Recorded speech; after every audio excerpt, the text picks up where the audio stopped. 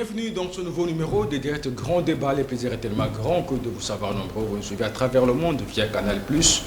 Au 356, nous recevons des grandes figures qui commentent, qui critiquent, qui analysent les grandes questions d'actualité et avec les grandes figures. Et ce jour, à l'occasion de la journée nationale de l'enseignement ou de l'enseignant congolais, nous recevons l'une des figures des enseignants d'université. Il s'agit de M. Patron Moulongo Mousangou. Il est agriculteur, il est enseignant d'université. Avec lui, nous allons parler des défis face à l'enseignement congolais. Qu'attendre? Qu'espérer? Le prochain gouvernement, qu'est-ce que ce gouvernement devra imprégner en termes de défis congolais face à son développement? Nous allons parler avec notre invité. Je vous ai dit, il s'agit du patron Moulongo Mousangou. Il est avec vous. Il est avec nous. Avec vous. Merci d'avoir répondu à notre invitation. C'est toujours un plaisir de partager ces réflexions qui, nous l'espérons, pourront apporter quelque chose au développement de ce pays. Merci de votre disponibilité aussi. C'est moi qui vous remercie plutôt pour l'invitation. Enseignant d'université. Oui. Et agriculteur. Agriculteur. Oui. La journée nationale de l'enseignant, le 30 avril. Comment vous, d'une manière générale, vous appréciez l'enseignement et l'enseignant congolais? Bon, l'enseignement et l'enseignant congolais. Je crois qu'il y a beaucoup de choses à dire là-dessus. Ça, c'est un fait. L'enseignant lui-même n'est pas pris à sa juste valeur jusque-là. Ça, c'est un fait. Deux, est-ce que notre enseignement est adapté aux réalités de notre pays? Une autre question. Personnellement, je ne pense pas. Il y a encore beaucoup à faire. Je crois qu'il y a beaucoup de mimétisme dans ce domaine-là. Au niveau des enseignants eux-mêmes, je crois que je l'ai dit, on devrait les valoriser encore plus. Et quand on parle d'enseignants, je vois toute la filière, c'est-à-dire de la maternelle à l'université. On ne peut pas s'occuper de l'université en oubliant les enseignements de base, ça ne sert à rien. On ne peut pas former des savants au niveau de l'université si on ne commence pas par les préparer au niveau de la maternelle. Donc je crois qu'à ce niveau, il y a beaucoup de choses à faire, à changer, à adapter. Mais ce serait plus intéressant de les adapter aux réalités congolaises que d'imiter ce qui se passe ailleurs. Et l'enseignant lui-même, il est reproché aujourd'hui à l'enseignant congolais de ne pas s'adapter aux réalités du fait même des syllabus. Hein. Je parle de vous, comme enseignant d'université. Ce sont les mêmes syllabus que les étudiants retrouvent autant d'années. Mot à mot, c'est bref, c'est que même l'enseignant n'est pas plongé dans les recherches. L'enseignant n'est pas plongé dans les recherches, on le comprend, parce que de plus en plus l'enseignant est clochardisé. Pas de plus en plus. L'enseignant, depuis belle lurette, est clochardisé. Et on demande à un enseignant clochardisé de faire l'impossible, de produire plus. Non, il faut comprendre qu'un enseignant clochardisé, finalement, vive de la production de ces syllabus. Alors, le paradoxe, c'est quoi? C'est qu'à cet instant-là, encore faut-il que le syllabus qu'il produit, ok, soit de qualité. Parce que si lui, il court plus vers le vivre, si c'est ça qui l'intéresse vraiment, je crois qu'il ne va pas donner beaucoup. On va tomber dans beaucoup de plagiat, on va tomber dans... Non, c'est le cas. C'est que l'enseignant aussi, en tant que père, en tant que parent, peut s'intéresser au vivre. Il n'a pas le choix, c'est une question de survie. Et l'instinct de survie nous pousse parfois à n'importe quoi. Traitez l'enseignant comme il se doit et soyez rigoureux sur son savoir-faire. Si vous ne le traitez pas comme il se doit, n'attendez pas de cet enseignant qu'il produise l'impossible. Parce que cet enseignant, finalement, c'est un humain, c'est un père, c'est un époux qui a des charges. Quand il rentre chez lui, il a son fils qui attend d'être nourri, d'être vêtu, d'être protégé. Alors vous demandez à quelqu'un qui ne reçoit presque rien, à quelqu'un qui est clochardisé, de produire de la qualité. Je ne dis pas que tous les enseignants ne produisent pas de la qualité, il y a quand même des gens, mais il faut les féliciter parce que ça, c'est vraiment des sacrifices. Et d'ailleurs, aujourd'hui, qu'est-ce qu'on remarque? Professeurs, enseignants, beaucoup, ils tendent vers quoi? La politique. Parce qu'à un moment, on se dit, là au moins, on va trouver notre compte. On peut garantir l'avenir du foyer. Et paradoxalement, ces chercheurs, ces gens qui sont des donneurs de solutions, qui devaient amener le pays de l'avant, même en politique, ils ne nous produisent presque rien. Ça, c'est un autre paradoxe. L'enseignant, c'est le chercheur. Le chercheur, c'est celui qui, quelque part, veut un bien-être en apportant des solutions aux différents problèmes de la vie. C'est quelqu'un qui peut anticiper.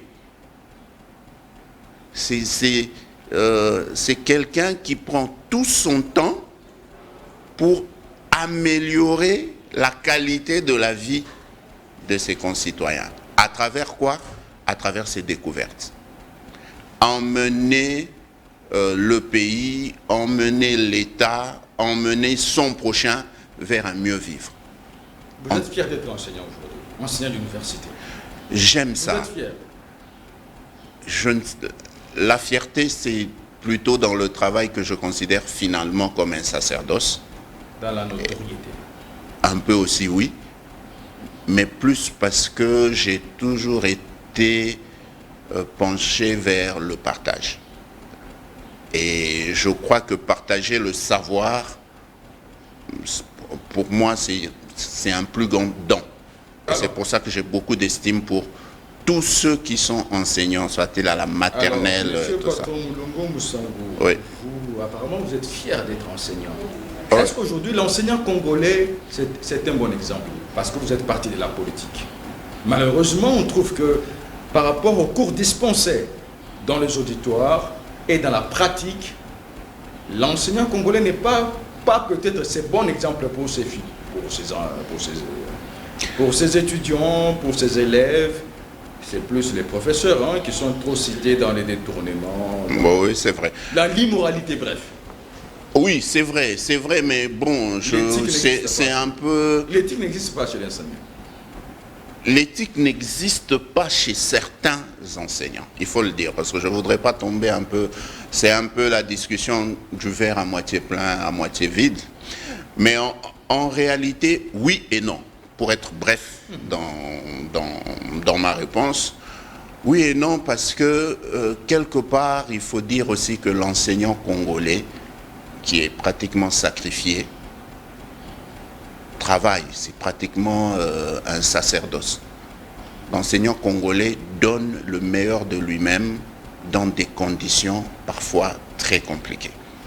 C'est le côté où je me dis, oui, je suis fier de tous ceux qui gardent quand même cette qualité, qui parfois pleurent, mais donnent le meilleur font parfois des recherches dans des conditions très difficiles et arrivent parfois à quelque chose.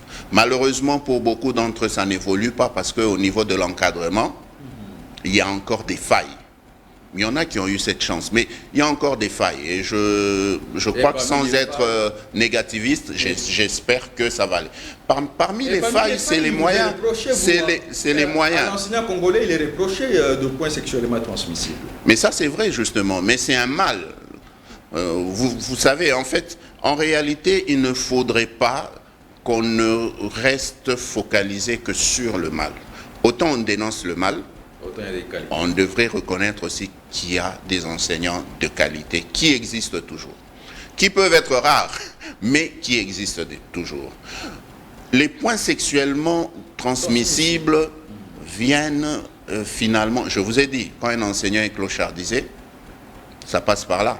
Certains choisissent les points sexuellement transmissibles, certains choisissent le commerce des syllabus. Je ne dis pas que... Ils n'ont pas le choix de toutes les manières. Et puis, d'autres choisissent l'argent, la corruption, carrément. Et tout ça, je crois que c'est des fléaux qui gangrènent le système éducatif. Mais comment régler ce problème? C'est d'abord s'occuper du social de l'enseignant. Je crois que le vrai problème, il est là, d'abord. S'occuper du social de l'enseignant.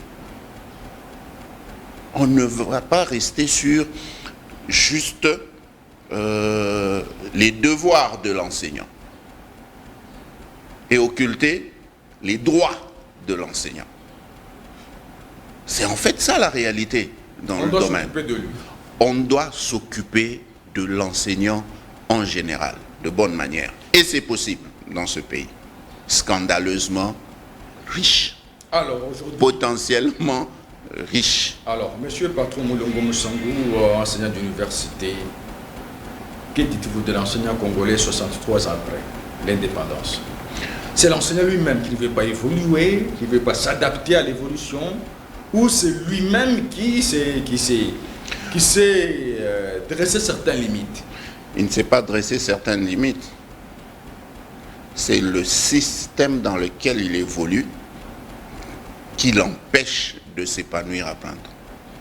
Écoutez, quand déjà au niveau de la maternelle, l'encadrement de l'enfant n'est pas correct, au niveau du primaire, secondaire, qu'est-ce que vous pouvez attendre au niveau de l'université?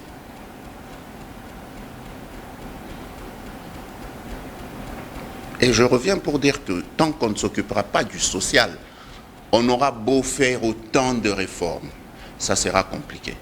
Et aujourd'hui, vous savez, parfois je me dis, bon, c'est comme si on est dans un système hybride. Et quand je parle de système hybride, je crois que c'est un peu le vécu du Congolais. Le Congolais, finalement, il est hybride en tout. Culture hybride, un peu en tout. On prend un peu de tout partout et on oublie. Même sur le plan spirituel. Même sur le plan spirituel. Même sur le plan spirituel. Copier ce qu'il y a chez autrui, on croit toujours que chez autrui c'est mieux. Non. On doit être sur ce qu'on connaît, ce qu'on maîtrise, c'est d'abord sa propre culture. On n'est pas fermé, mais le choix de ce qu'on emprunte ailleurs doit être judicieux. Qu'est-ce qui nous avance et qu'est-ce qui nous recule? Et aujourd'hui, au niveau de l'enseignant, vous allez voir que ceux qui ont pu aller à l'extérieur ont évolué avec une certaine logique, parfois avec une certaine discipline. Ok? Oui, mais le problème, c'est que quand eux, ils reviennent là, qu'est-ce qu'ils nous emmènent? Ils nous emmènent la culture de là, ils nous emmènent le système de là. Et parfois, ils nous injectent, ils inoculent notre système avec ce qu'ils ont appris là-bas, comment il faut enseigner, comment il faut donner cours, même la façon de parler, et ils nous viennent parfois aussi, hein, pas tous, certains nous viennent carrément en savant avec tout l'orgueil, juste pour montrer que, bon, j'ai été à Harvard. Ça signifie ce que ça signifie. J'ai été à Oxford. J'ai fait Panthéon Sorbonne. Voilà. J'ai fait l'ICHEC, j'ai ceci. Et des fois, ça vous complexe aussi. Ça complexe certains. Les enseignants d'université congolais sont complexés par ceux-là qui viennent de l'extérieur. Mais pourtant, ils n'auraient pas dû. On a des enseignants qui ont terminé ici et qui sont, je vous assure, parmi les meilleurs enseignants. Il y en a qui ont terminé ici et qui sont acceptés à l'extérieur et qui brillent à l'extérieur. Je connais des enfants qui n'ont étudié qu'ici et qui vont briller à l'extérieur dans les universités. Donc on ne peut pas dire que tout est noir. Est-ce que, parce que vous ouvrez une parenthèse, ça veut dire que vous, les enseignants congolais, vous ne parvenez pas à dénicher, même parmi les élèves, les étudiants, les élites que l'on peut encadrer? Oui, le système. On est gangréné par beaucoup de fléaux. Alors aujourd'hui, quels sont les défis congolais par rapport à l'enseignement congolais? Les défis par rapport face à l'enseignement congolais, on ne s'est pas identifié, selon vous? Non. Un, la discipline. Deux, il faudrait arriver à rendre notre enseignement compatible avec nos réalités. Et insister sur ça parce que c'est ça qui emmène le développement. Qu'est-ce que je veux dire par là? Je prends l'exemple actuel. Quels sont les défis de ce pays maintenant? Un, la sécurité. on est attaqué de partout et on sera attaqué de partout parce que... Par les pays voisins. Par les pays voisins, parce qu'on a des défis, on a des enjeux qui arrivent. Je crois avoir déjà parlé sur ce plateau, par exemple, de l'enjeu de l'eau. On doit anticiper. Ça veut dire que nous devons être prêts à faire quoi? À nous protéger. Et pour bien nous protéger, qu'est-ce que nous devons faire? Aujourd'hui, nous en parlons. Cet enjeu, c'est pour le futur proche. Ça veut dire que ce n'est pas moi qui vais me battre, ce sont nos enfants. Donc, nous devons préparer nos enfants justement à ces enjeux-là et à ces défis. Défi de l'eau. Ça veut dire qu'on a le problème sécuritaire. On a nos voisins à l'est là qui nous malmènent. Et Dieu sait si on n'aura pas le même problème avec nos autres voisins. Donc le défi sécuritaire. Oui, mais qu'est-ce que ça veut dire? Ça veut dire aujourd'hui, au niveau de l'enseignement, nous devons déjà arriver à former ceux qui vont régler ce problème-là. On a le manger, l'agriculture. Ça veut dire que quelque part, on doit comprendre que, écoutez, pour le moment, on n'a plus besoin de beaucoup de juristes. Enfin, ça, c'est moi qui le dis comme ça. Un peu en exemple, je ne dis pas que c'est réellement ça. On peut se dire on doit mettre aujourd'hui beaucoup d'importance sur l'agronomie, ça veut dire étudier les systèmes qui peuvent faire qu'au niveau de l'alimentation, ok, au niveau des défis, voilà. La terre doit parler. Que la terre parle. Vous voyez, ce sont des défis. Mais on en a plein d'autres. On en a plein d'autres. Et à partir de ce moment-là, ça englobe un tout. Ça veut dire au niveau de la planification, donc le ministère du plan, au niveau de nos programmes, au niveau de nos plans. Quand on parle d'un plan de 10 ans, de 20, de 30 ans, ce qu'on n'a pas d'ailleurs, ok? On pense à tout ça. Et on doit anticiper. Et alors aujourd'hui, face à ce que vous avez épinglé comme défi, comme réalité, est-ce qu'on peut dire qu'aujourd'hui, l'enseignant congolais lui-même, en soi, n'est pas conscient des défis par rapport à la programmation, parce que vous avez même parlé de réformes, hein, les réformes qui devraient être adaptées aux défis de la RDC, qui est un État, au moins 90% des terres arables, un pays qui, apparemment, avec ces minéraux convoités d'ici 10 ans, on parle même de la Troisième Guerre mondiale qui partit de la RDC, est-ce que l'enseignement congolais, l'enseignant congolais, ça marche de pair? L'enseignement et l'enseignant congolais. Ça ne marche pas de pair parce que chaque jour, l'enseignant congolais est tiraillé entre le vivre et son boulot. Qui veut vers la recherche doit consacrer 100% de son temps à la recherche. Donc vous comprenez que s'il y a un système qui vous prend complètement en charge, où vous savez qu'en cas de maladie, vous savez soigner femmes et enfants et familles, où vous savez que vous pouvez vous déplacer, vos enfants peuvent prendre des vacances. Mais dites-moi, tout votre temps va dans la recherche. Pourquoi il arrive à certains enseignants, à certains chercheurs des anecdotes, je connais même un prof à l'UNIKIN, où l'enseignant vient avec son véhicule et il rentre à pied. Il a oublié qu'il était venu avec lui. Mais c'est parce qu'il est il est complètement plongé dans sa recherche. Et ça ne... Non, on ne peut pas rater des découvertes importantes pour ce pays. Et quand je parlais une fois en disant la détection des intelligences, mais on a des gens qui peuvent nous faire gagner du temps parce que naturellement déjà Dieu les a pourvus d'une certaine capacité intellectuelle qui peut faire avancer le pays.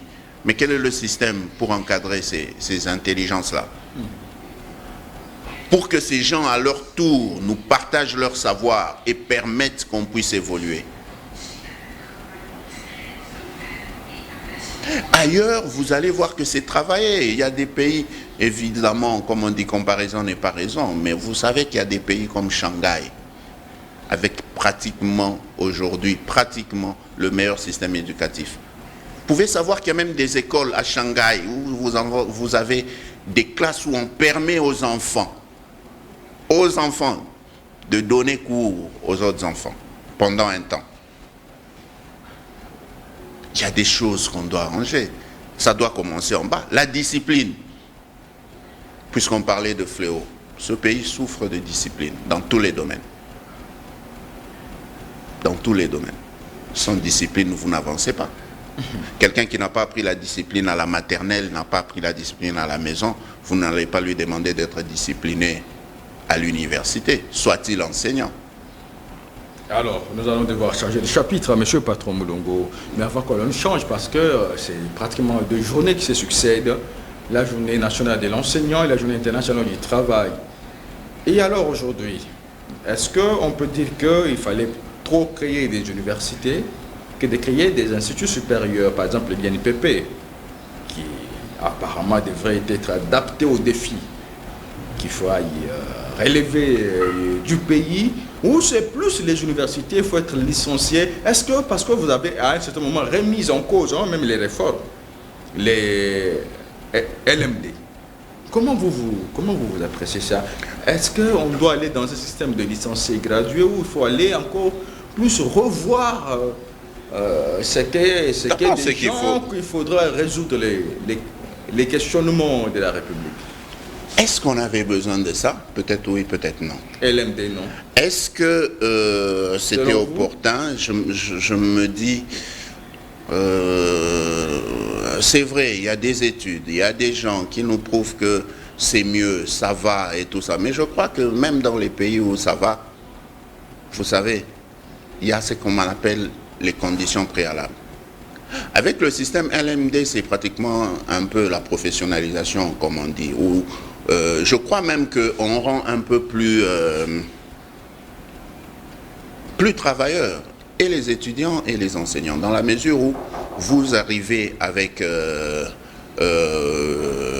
une charge horaire, où la théorie est bien ciblée, un peu minimaliste, mais très bien ciblée, une théorie qui doit permettre aux étudiants après de pouvoir faire de la recherche.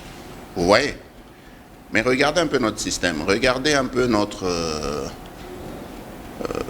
je vous parlerai peut-être de microcosme éducationnel. Nos étudiants ont-ils la capacité de faire les recherches?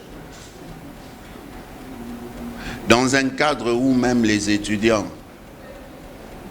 doivent chercher à vivre. Dans un cadre où nos étudiants sont parfois de familles modestes. Aujourd'hui, même en premier graduat, on a des étudiants qui se prennent en charge. Pas pour dire que c'est pas tellement. Et puis 2, c'est quoi le résultat? Parce qu'il y a des étudiants, le temps de recherche là, on le voit, le temps de recherche là, il va faire sa pêche. Le temps de recherche là, il va à Dubaï. Le temps de recherche là. Il a sa cabine au coin. Et ils vont se crédit pour se... Mais alors... Mais c'est tout ça. La responsabilité est partagée. La responsabilité, oui, elle est partagée. Entre l'étudiant, l'enseignant, l'État. C'est partagé parce que d'un côté, l'avantage c'est que pour un étudiant qui est consciencieux et qui a les moyens, il va vraiment faire de la recherche à partir de la théorie apprise. Et en faisant ses recherches, il va côtoyer par moments le milieu professionnel. Donc ça lui facilite cette transition. Parce que, en fait, je crois que l'innovation ou le souci de ce système, c'était plus de casser ce fossé qui pourrait exister entre la théorie apprise à l'université et finalement la pratique ou le milieu de l'emploi. Alors aujourd'hui, plus de licenciés, plus d'intellectuels, parce qu'on va changer des chapitres, mais l'emploi, le travail, parce que c'est la journée qui se succèdent. Il n'y a pas d'emploi. Et l'enseignement au travail. Il n'y a pas d'emploi parce que, justement, on ne crée pas d'emploi. Il n'y a pas d'emploi puisque la majorité de ceux qui terminent avec l'idée de j'ai l'honneur. L'idée d'être engagé à la DGI, l'idée d'être engagé à la GECAMINE, d'être engagé. Mais n'est pas être entrepreneur. N'est pas être entrepreneur. Or, quand je disais qu'on doit bien réfléchir, c'est qu'aujourd'hui, on a besoin d'entrepreneurs. Ce pays a besoin d'entrepreneurs, pas n'importe quel entrepreneur. Et si ce pays a besoin d'entrepreneurs, il faudrait investir dans l'entrepreneuriat. Et puisque ce pays a besoin d'entrepreneurs, ça veut dire que ce pays a besoin d'initiatives, ok? Ce pays a besoin de travail, plus dans la transformation. Ça veut dire aujourd'hui des institutions comme l'INPP, ok, devraient être multipliées. Ce pays a besoin de maçons, ce pays a besoin de peintres professionnels, ce pays a besoin d'agriculteurs. Vous voyez, d'architectes, d'infirmiers. Mais les bons. Mais nous, le problème, c'est qu'on se dit ce pays a besoin de politiciens. En réalité, on croit que ce pays a besoin de politiciens. On a des juristes qui sont cambistes. On a des économistes qui sont cambistes. Et on a des juristes qui sont même incapables de faire une décharge. Vous voyez un peu ce que je veux dire? C'est la qualité. C'est la faute à vous, les enseignants d'université. Oui et non. Pour vous, ce qui vous intéresse, ce sont les diplômes. Oui et non, mais c'est non pas les compétences. C'est qu'on demande, non. Oui, je dis oui et non. Oui et non parce que, et encore, oui, je mets quand même un bémol. Je vous dis que tant que les conditions ne sont pas réunies, vous ne pouvez pas attendre. Vous ne pouvez pas attendre de la qualité. Mais on a plus besoin des licenciés. On n'a pas plus besoin des licenciés. On a besoin, certes, des licenciés, des doctorants ou des docteurs et tout ce que vous voulez. Okay? Mais aujourd'hui, on a un pays à construire. On a besoin plus des constructeurs. Et quand je dis un pays à construire, je vois la construction je vois la construction en fait un peu d'une manière multidimensionnelle. La construction de l'homme même. Ça veut dire aujourd'hui, on a besoin de psychologues, de sociologues, on a besoin d'historiens,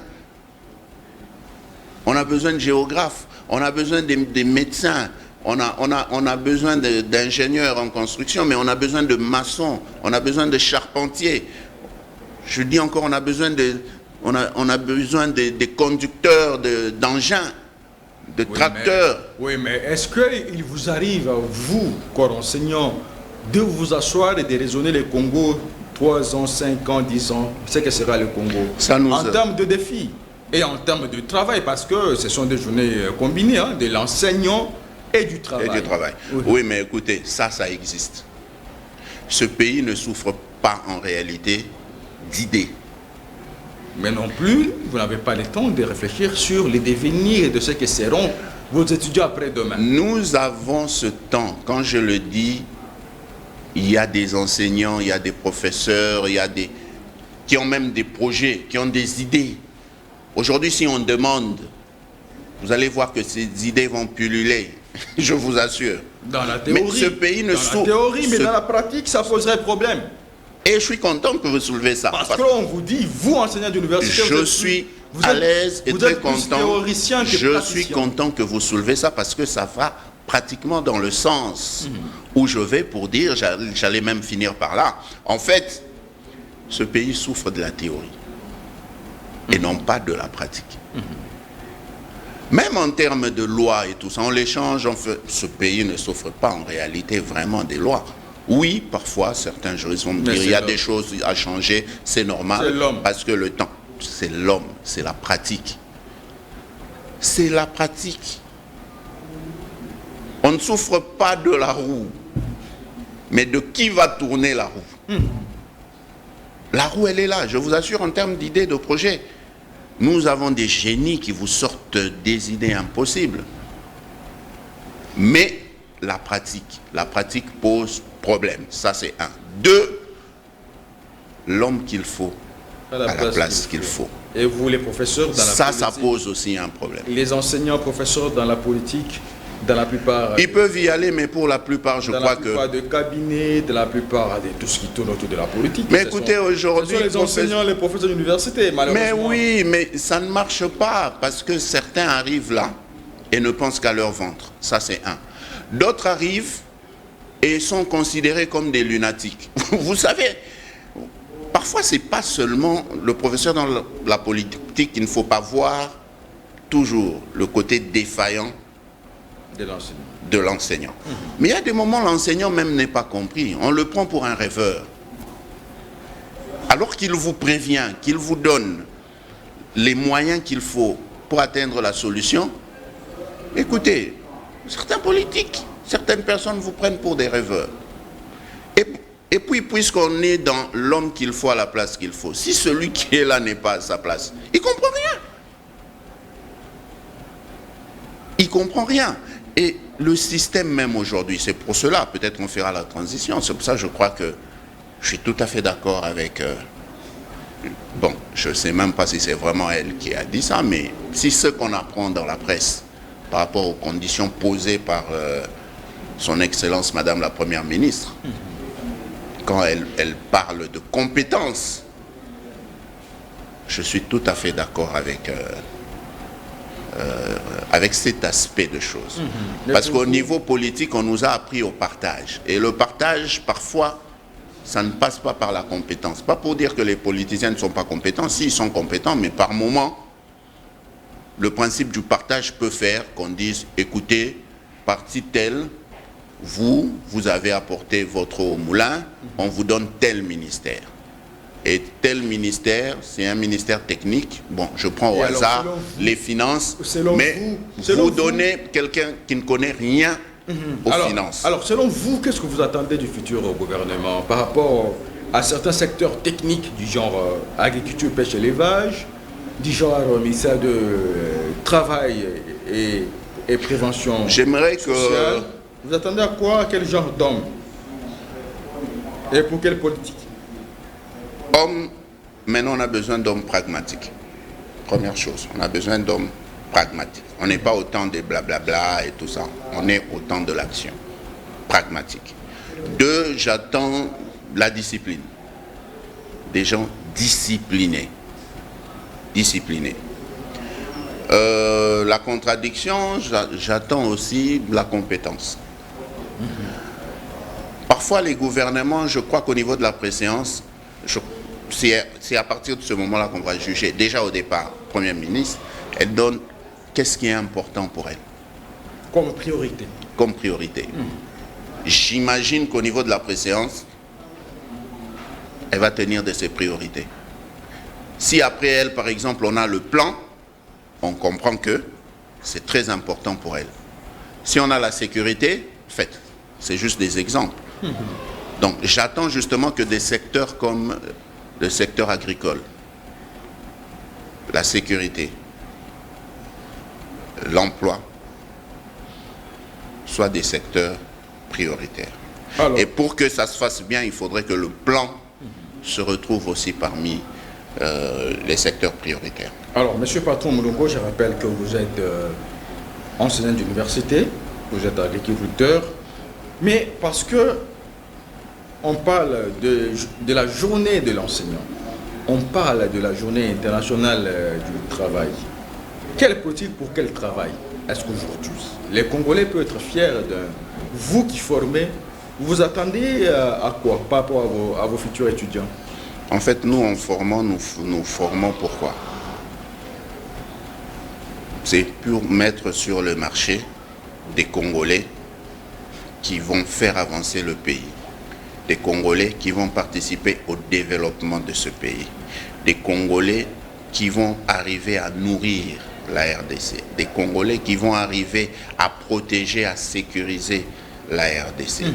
Des Congolais qui vont défendre la RDC, qui vont défendre la culture de la RDC, et des Congolais qui vont être des ambassadeurs, ok, de notre culture, ok, et des réalités de ce pays dont nous sommes jaloux.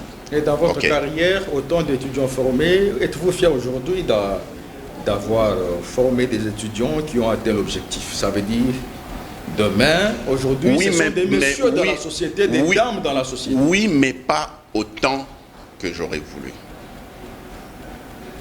Et puis, je ne veux pas avoir la prétention de croire que je suis seul.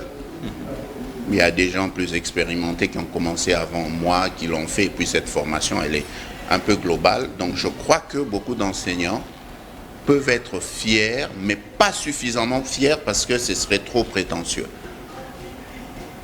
On n'est pas au résultat qu'on attendait. Et puisqu'on n'est pas au résultat qu'on attend, ça demande quoi? Ça demande une remise en cause. Ça demande qu'on réfléchisse réellement. De l'enseignant et de l'étudiant, mais de l'enseignant d'abord. Mais on connaît déjà, nous on connaît déjà, on sait que tous les enseignants de ce pays, tous, sans exception.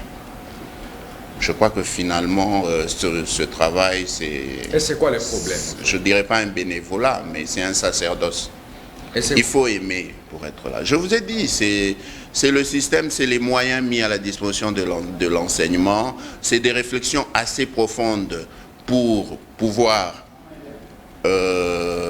adapter notre enseignement aux réalités de ce pays, adapter notre enseignement aux enjeux futurs de ce pays, et non pas faire du mimétisme. J'étais aux États-Unis, j'ai vu qu'à Harvard, ils utilisent tel système, c'est le système qu'il nous faut. Alors, non, j'étais en, je sais pas, en Grande-Bretagne, Oxford, ainsi de suite, Sorbonne, comme vous avez dit. Je pense que c'est pas ça le problème. Ce qui est bon, on imite, mais adaptons. Regardez des pays comme la Tanzanie. Il faut aller visiter un peu leurs universités pour comprendre. Et alors, vous, en tant qu'enseignant d'université, ça vous fait quoi lorsque vous retrouvez la plupart de vos enseignants, plutôt, de vos étudiants sur la rue, et vous disent que depuis qu'il a fini, il ne parvient pas à avoir le travail? C'est quoi? C'est parfois la qualité, c'est l'incompétence de lui-même.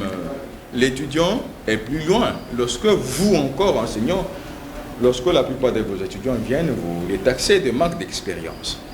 Comment vous jaugez tout cela? Oui, mais je vous dis que le problème, il est profond. On ne peut pas s'arrêter juste au niveau, par exemple, de l'université. Quel est le miracle que vous allez demander à un enseignant d'université qui reçoit un étudiant en deuxième licence, ok, qui ne sait pas écrire parfait? À la limite aussi parler. À la limite parler. Le parler par moment, je ne suis pas... certains me le reprochent. Parfois, je ne suis pas très exigeant parce que moi-même, je me dis... Parfois, je regrette qu'on n'ait pas une université, par exemple, en lingala ou en swahili. Dans la langue nationale. En langue nationale, voilà. Merci. Je me dis, parce que le parler, le fait qu'on parle français, pour moi, quelque part, c'est toute cette culture qu'on véhicule au détriment de notre culture. Bon, il le faut quand même, parce que le monde est devenu globalisant, mais le parler... Et alors, mais puisque c'est ça la langue, justement, de l'éducation, même le monde qu'on actuel, maîtrise. C'est l'anglais, le français, à la limite l'espagnol ou encore l'italien, le portugais. Vous oubliez le chinois. Les Chinois aussi. Et pourquoi le chinois? Et aujourd'hui, les Chinois... On oublie même les Indiens. Parce qu'en réalité, quand vous regardez la masse, la population de ces nations-là... C'est par là qu'on doit devoir nous séparer avec vous. C'est vous, les enseignants, qui, à la limite, inculquez d'autres cultures. Oui, on inculque d'autres cultures lorsque, justement... Tu as fréquenté l'Inde, tu as fréquenté le Japon, et puis tout ça, ça fait du mixage, ça fait du brassage, ça fait de l'hybridation. Ça fait de l'hybridation parce que malheureusement, on ne fait pas ce que j'appelle le choix judicieux. Même tout ce qu'on apprend de l'autre côté, on peut les adapter à notre réalité et arriver à faire que notre culture monte.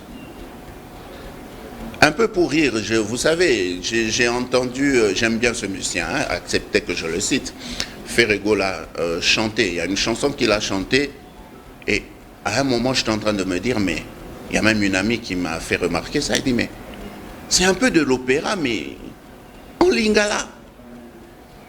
Vous voyez ce que ça signifie?